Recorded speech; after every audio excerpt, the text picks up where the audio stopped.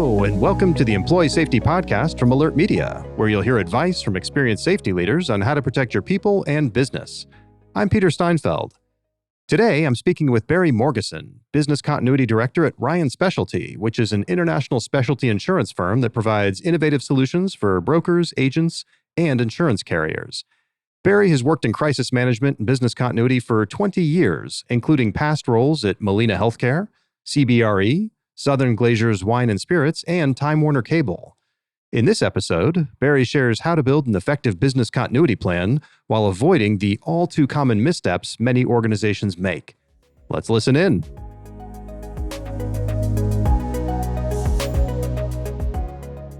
Hey, Barry. Good to see you again. Thanks so much for being here.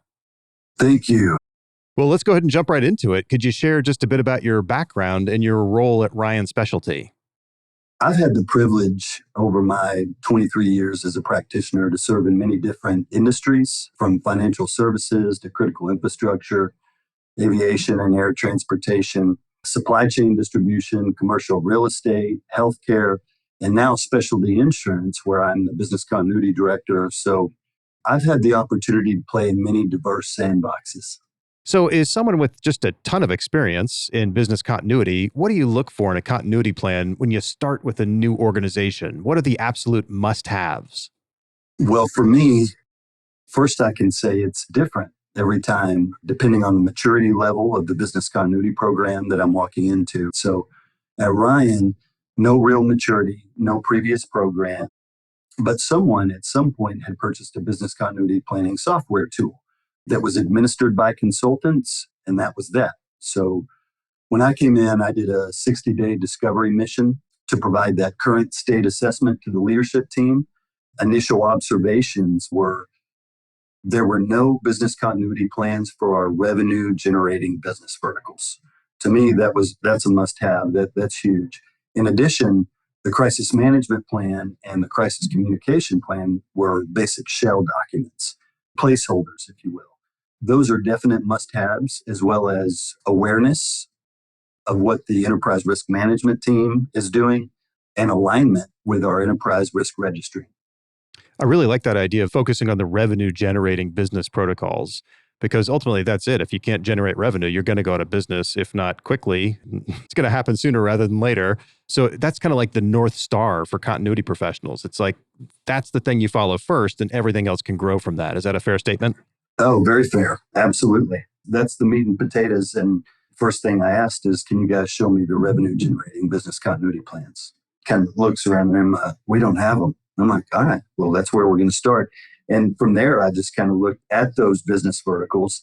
And then by volume, this one brings the most revenue in, lined them up in that regard, as far as how we go about skinning the cat, which ones we're going to target this year, which ones we'll do in 2025, et cetera.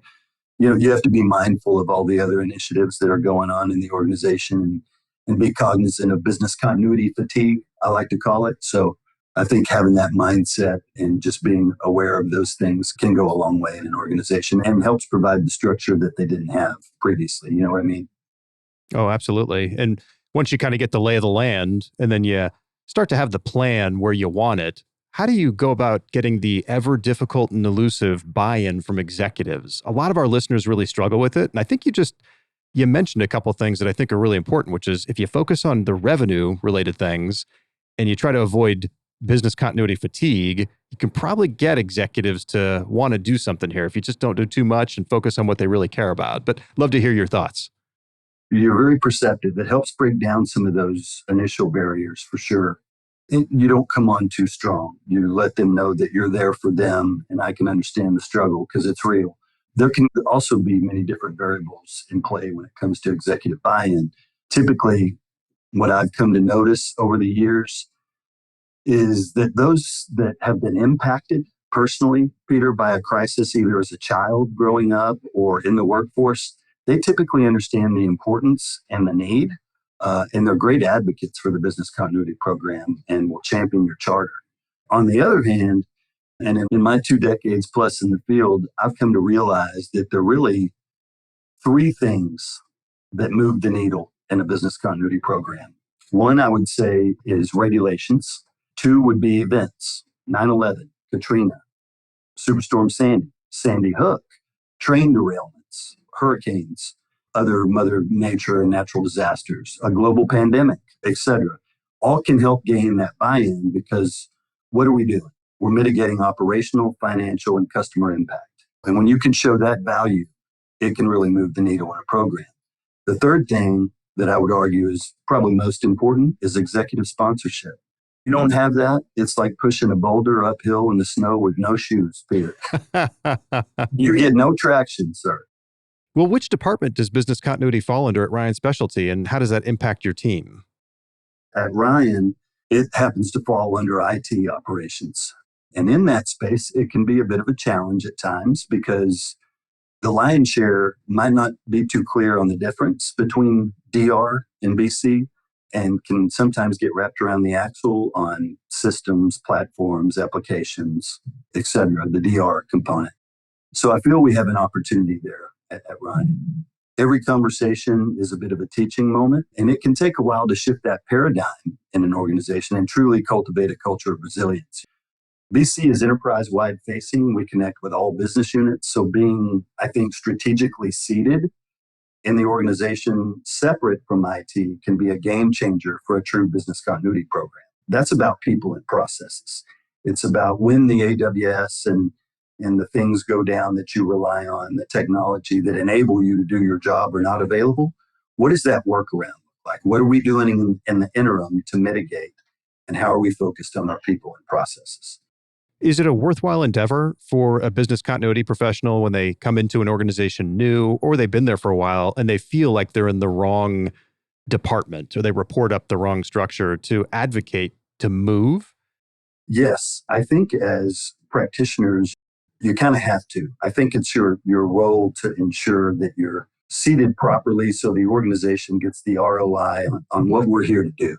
So I think you should, but I think a part of it is timing of when you do it, because I'm in this space to be quite transparent.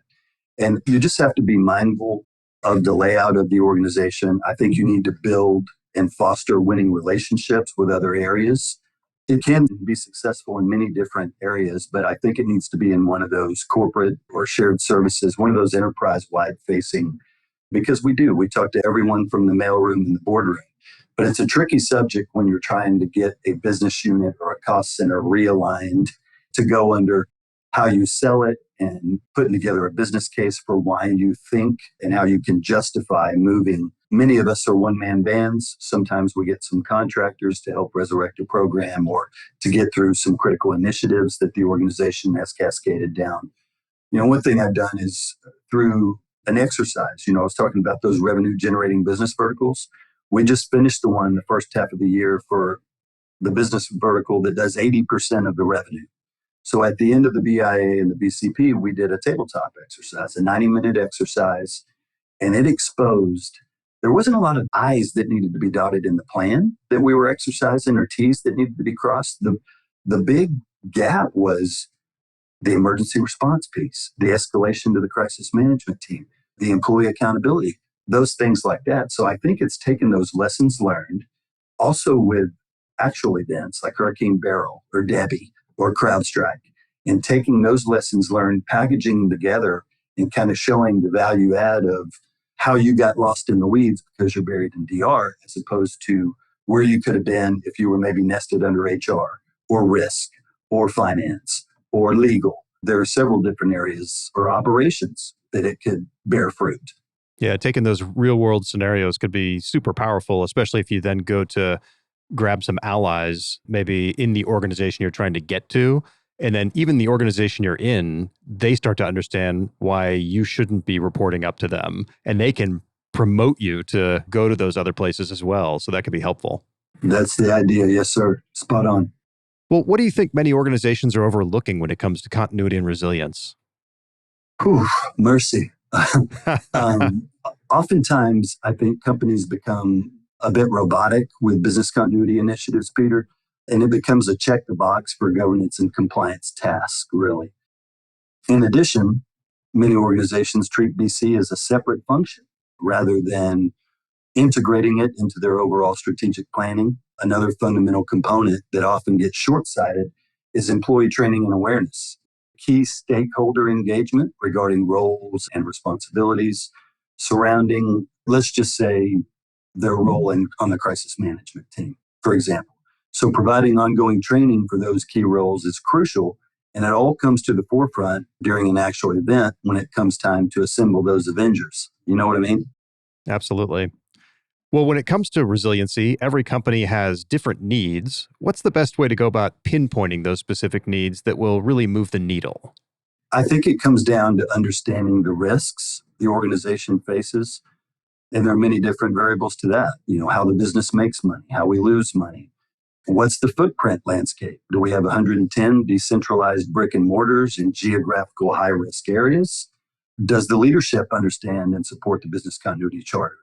I think to pinpoint, you have to build and foster those winning relationships, as I alluded to earlier, in key areas of the organization, like operations, for example, throughout the org, to kind of shadow those individuals with that institutional knowledge, get in the weeds, ask questions, break stuff, do it again. That approach for me has been huge in being able to pinpoint those specific organizational needs. It's kind of different strokes for different folks. So once you understand those, you can provide strategic solutions to mitigate those risks that you discovered along the way. Yeah, I'm a big fan of just walking around and asking questions like, hey, if I just took away these computers, would you still be able to do your job? Or what happens if you can't do your job exactly the way you're doing it right now? What are you going to do? What if you can't call that person or the email system goes down? And just see the answers that come back. And it's really enlightening for a lot of people. And they go through this little panic mode like, whoa, whoa, whoa, whoa. Yes. And they look at you like you have two heads and kind of turn their. I wasn't expecting that. But it's a great question. You're absolutely right. Well, organizations often have many different departments and they all have different focuses. So, how do you make your continuity plan work at the same level for each of these departments? Or is that just not possible? Well, you're exactly right there. And it's not always cookie cutter. The framework is in place, but sometimes you have to be creative and adaptable with your approach. I think you really need to listen to understand the need. So, what we do at Ryan is what I like to call the white glove approach. Typically in organizations, you have a business continuity software. There's a planning tool. There's designated plan owners and subject matter experts that are identified in the process. They're trained on the tool. So these designees can complete their BIAs and their BCPs on their own time. And in many situations, you bust it up into bite-sized chunks so they're not trying to eat the whole elephant at once. And you can end up chaperoning dozens of plans and carefully encouraging and persuading them on the value and benefit of this initiative once it's done. It can be a complete beatdown for the end user and the business continuity program office, in my experience. So with the white glove approach, what we do is we call an initial meeting with the business unit and those key stakeholders. We have our intro call with the team. We talk about scope, objectives, briefly show them the tool that their shell has already been created in, as well as an example of a completed plan that's executable, it's viable, it's 15 to 20 pages, it's not a novel, something that people would actually execute on. It's viable, that they would use during a business disruption. And that's what we want to do. That shifts that paradigm slowly from the check the box to, hey, this actually has value. We're not doing a data dump of all of our tasks. We have our two critical business processes, our suppliers, our critical apps, workarounds if the technology is not there. And they really start to see the value in it. But with the white glove, we agree on a time with them that week. We schedule 4 or 5 of those out by the week. And many times with our business, end of the month is bad, end of the quarter is bad. So a lot of them say Wednesday at 10 is great. So we'll put a reoccurring for Wednesday at 10. And we do it in an interview style, Peter. So you're the subject matter expert. We have the tool up. You have access to the tool. You have an ID.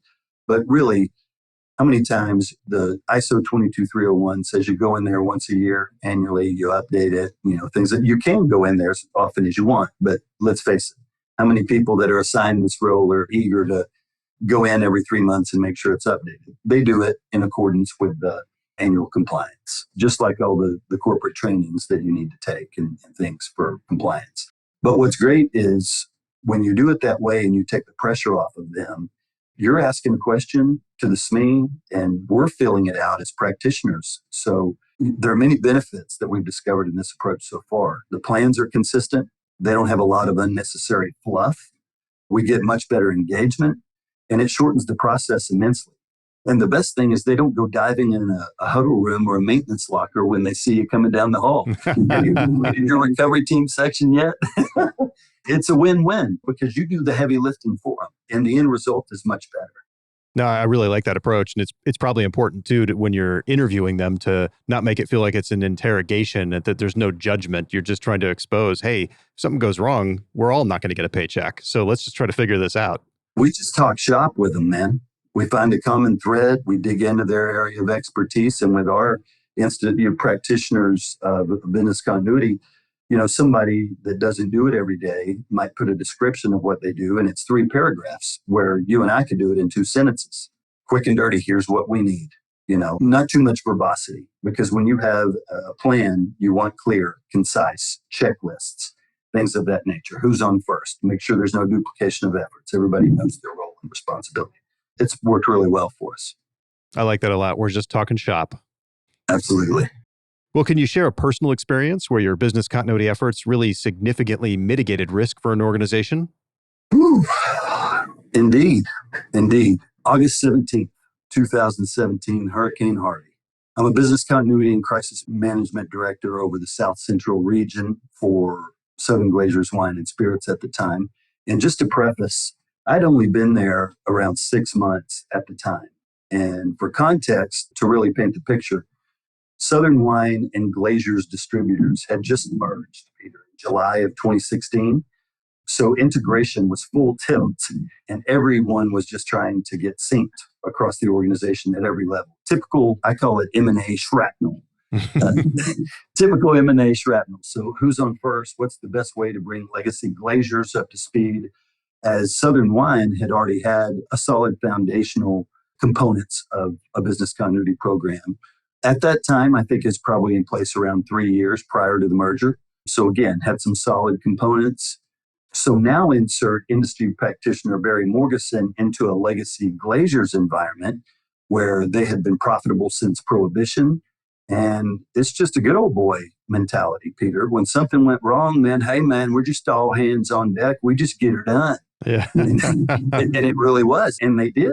Now, granted, we had a ton of institutional knowledge on the legacy Glazers side of the house, but what they didn't have was structure, framework, crisis management, emergency response training, as we know it up until this point. And that was my job. Thankfully, in those 6 months prior, I had built emergency operation teams and some hurricane preparedness plans for both Houston and Corpus Christi, those boots on the ground. So that helped immensely, that pre-landfall, but Lord have mercy. The aftermath and impact of Harvey, that was brutal. But the way the leadership team and the boots on the ground, the corporate support from Miramar came in to assist, and this effort was incredible. That proactive work of predefining teams and roles, responsibilities, that little bit of groundwork we put in, coupled with, I would say, equally passionate and skilled leaders. We had vendor contracts that were on the ready for events like this. It was worth its weight in gold. I think that event, it started on August 17th and it ended on September 2nd. Talk about the mitigation piece of your question. That was a Thursday, August 17th. We had trucks back on the road that were open about 6 days, that next Tuesday or Wednesday, which was unheard of. 3 weeks before the competition hit the road, at least at minimum, to a limited group of customers, the ones that were open, the ones that we could still physically access with a operable roadway. So it was minimal, but we could do it. Not to mention Irma the following weekend, and then Maria, where we had warehouse operations and people assets in the presence of this triple whammy. So the organizational assembled like champions they are. It was challenging, but all in all, it was a beautiful thing, which hands down made the organization more holistically resilient and sustainable. It resolved most of those questions about what business continuity program can provide. Back to earlier when we said the 3 things that move a program, events. This was huge for catapulting the program that I was building in the South Central region from the legacy glaziers culture, it was great. You don't wish events to happen on organizations, but if you serve in this role as business continuity and crisis management, DR, emergency response, that can really elevate your program and taking those lessons learned and getting people on the bus and going in the right direction on the bus.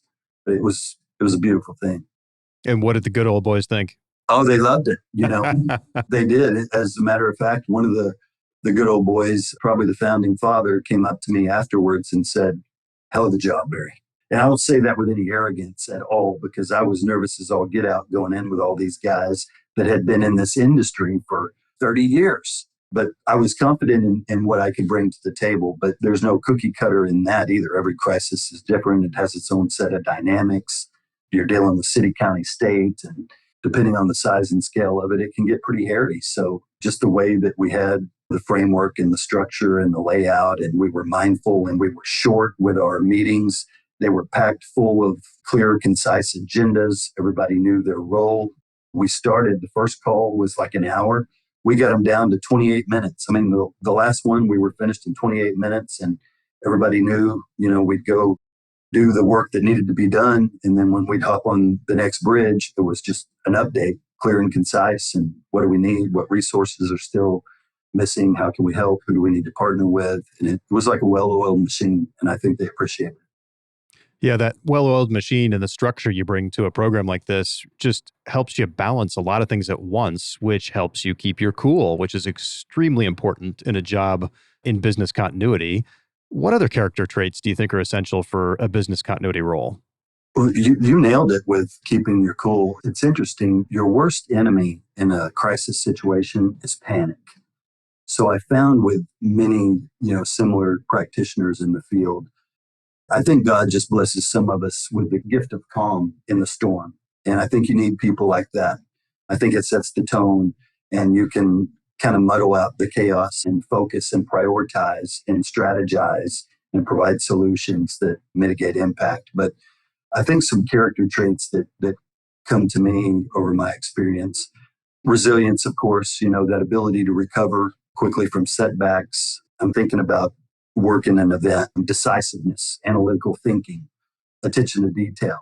We mentioned adaptability, being flexible, able to adjust to situations as they evolve. I think really important in character traits is leadership, inspiring and guiding teams through a crisis with confidence can sometimes be difficult, but it can make all the difference in the world. And I think the most important one for me, and it's not touched on a lot in our industry, emotional intelligence, understanding and addressing the human element and those emotions during a crisis, paired with a very healthy dose of humility, can go a long way. And I would say those would be essential character traits for me. Yeah, and I think the emotional intelligence part is really important, like you said, not just during the crisis, but it goes right back to the beginning of our conversation where you said when you're coming into a new organization or you're just trying to change things, you have to be emotionally aware. And if you try to force too much, you give people fatigue or you make them say, I just don't want to deal with this right now. But if you're emotionally intelligent, you move at the right pace for that organization based on where you are. Indeed. Absolutely.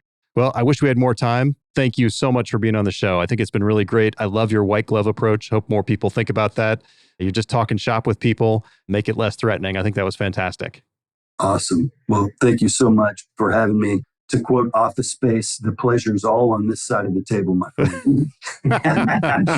Thank you so much for having me. It was truly an honor. Absolutely. Well, to learn more about Barry and his work with Ryan Specialty, click the links in the show notes. For video highlights from today's episode, just search for Alert Media on YouTube. Don't forget to subscribe, rate, and review the show wherever you get your podcasts. Stay safe out there. Thank you for listening to the Employee Safety Podcast from Alert Media, the industry's most intuitive emergency communication and threat intelligence solution. To learn more about how to protect your people and business during critical events, visit alertmedia.com. Until next time.